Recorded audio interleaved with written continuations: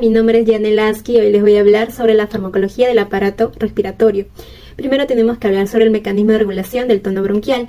Tenemos a la activación simpática que actúa a los receptores B2 y ahí se produce una broncodilatación. Luego tenemos a la activación parasimpática que actúa a los receptores muscarínicos y se produce una broncoconstricción. Ahora vamos a hablar sobre los fármacos empleados en el tratamiento del asma. Ahí tenemos los broncodilatadores que, depende del mecanismo de acción, tenemos los medicamentos, ¿no? En los agonistas beta-2 selectivos tenemos el salbutamol, el salmeterol. En el mecanismo de acción de los agonistas no selectivos tenemos a la adrenalina, que el risaproterenol, ¿no? También tenemos a los inhibidores, que ahí actúa la teoflina, que estos medicamentos se usan más en pacientes con EPOC.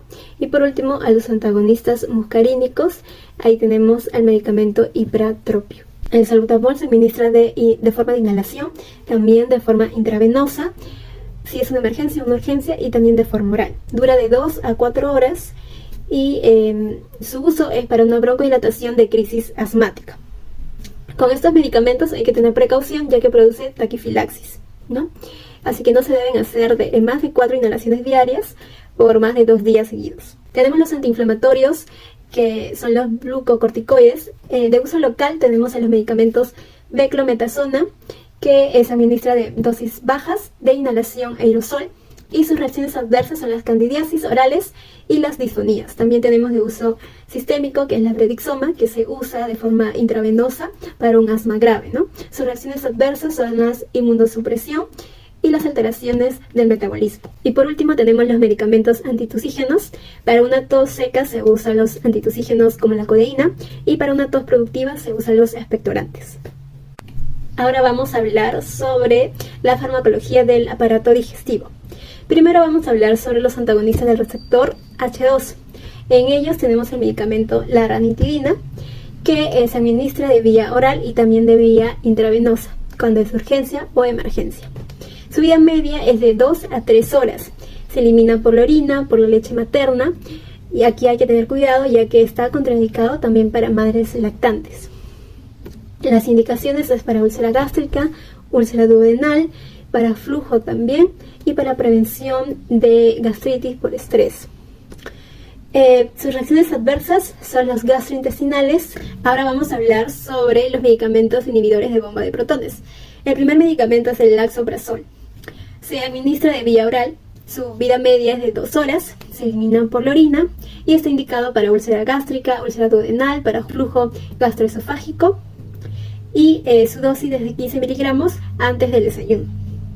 Sus reacciones adversas son gastrointestinales y sus contraindicaciones es la hipersensibilidad.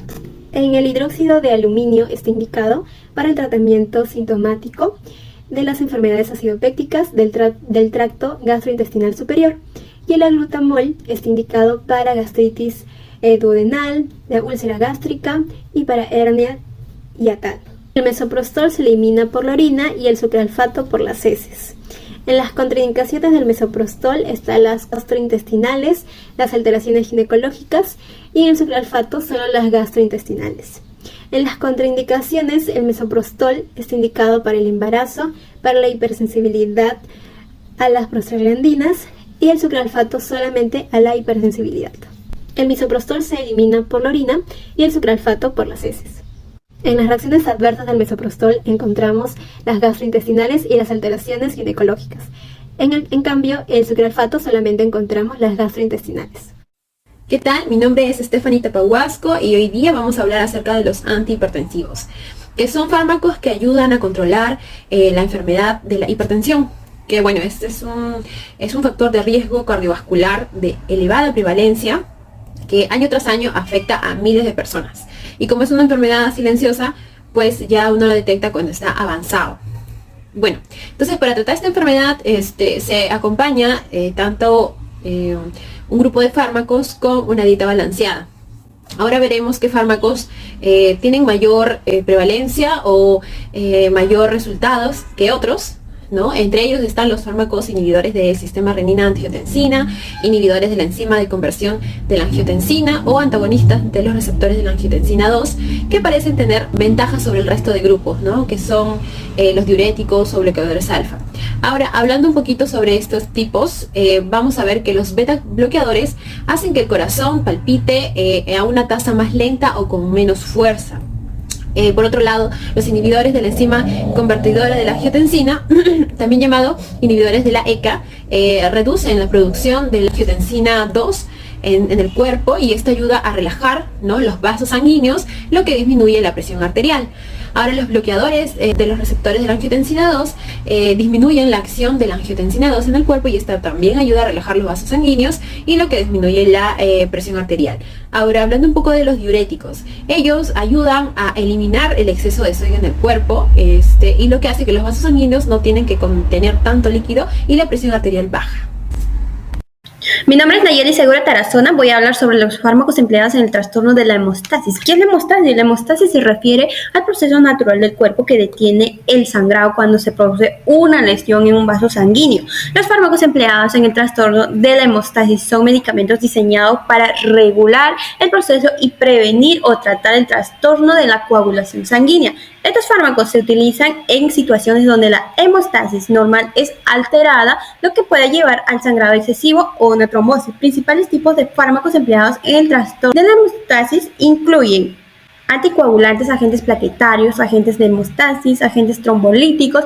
Los anticoagulantes son fármacos que previenen la formación de coágulos sanguíneos. Algunos anticoagulantes incluyen la warfarina y los nuevos anticoagulantes orales como el rivaroxaban y el apixaban. Se utilizan en pacientes con riesgo de trombosis, como aquellos con fibrilación auricular o una trombosis venosa profunda. Los agentes plaquetarios. Estos medicamentos producen el aumento de las plaquetas en la sangre, lo que disminuye la capacidad de formar coágulos.